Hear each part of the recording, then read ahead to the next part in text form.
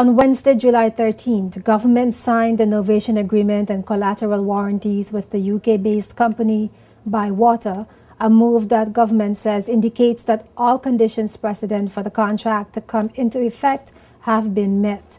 Premier Honorable Ralph Neal, Minister for Communication and Works Julian Fraser, and Biwater BVI Limited representatives Adrian White and Richard Smith signed the documents at the Premier's conference room. Acting Permanent Secretary in the Ministry of Communication and Works Arlene Smith-Thompson stated that considering the magnitude of the water purchase agreement, the 6-month period designated for the completion of the conditions precedent was a bit ambitious, and explained that the innovation agreement transfers all obligations and duties under the contract from Biwater SA to Biwater BVI Limited. Perhaps in hindsight, both parties would now agree that, given the magnitude, scope, and complexity of the project, 6 months for the completion of the conditions precedent was a bit ambitious. I am pleased to announce that the lease has been approved by Cabinet and executed by His Excellency the Governor and Biwater BVI Limited. The signing of the innovation agreement and the collateral warranties will signal the completion of all conditions precedent and thus commencing the effective date under the water purchase agreement.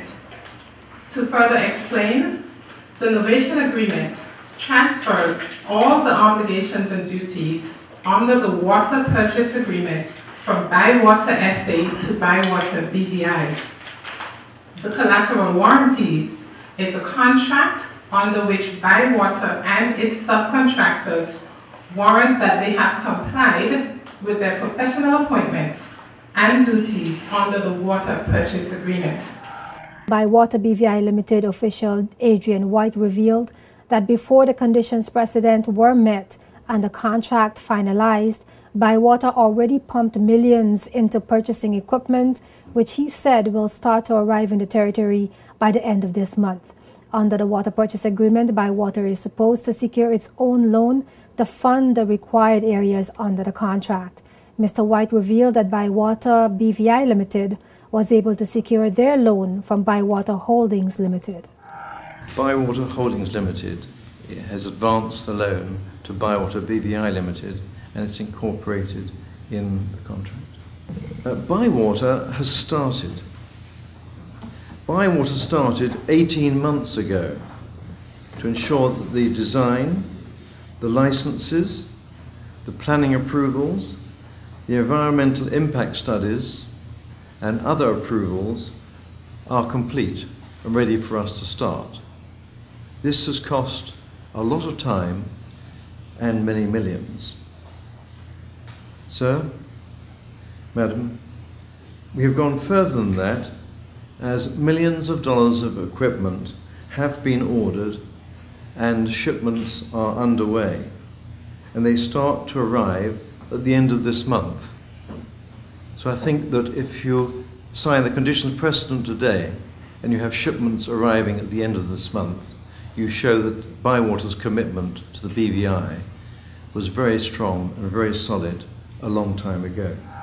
At the signing of the innovation agreement and collateral warranties on Wednesday, Minister Fraser said that the water and sewage problems within the territory are nothing but a total nightmare, and he added that the sole intent of the water purchase agreement was to address the critical water and sewage issues.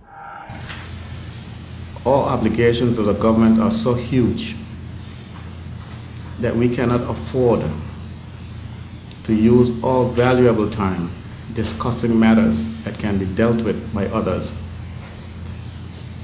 The water and sewage problems in this territory are nothing more or less than a total nightmare. I live it. It is time that I wake up and move on with my life, rather than having to be dealing with the issues surrounding water and sewage.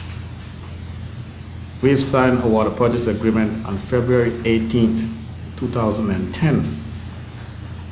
The sole intent, I have no agendas, all I have is a mandate. The sole intent is to address those troubling issues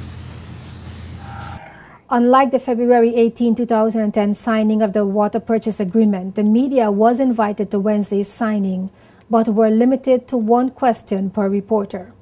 Referring to the contingent liability clause in the contract, when asked if the government was liable for the outstanding balance of the loan and other debt incurred by Biwater while fulfilling the contract in the event of a default, Premier O'Neill appeared not to understand the question.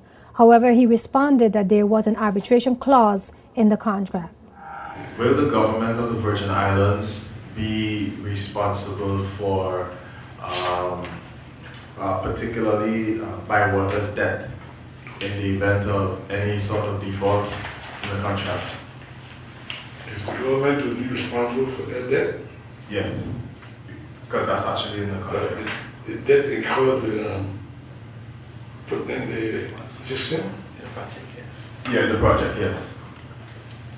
I think they would have, I would think they have insurance and so on to cover any incident like that.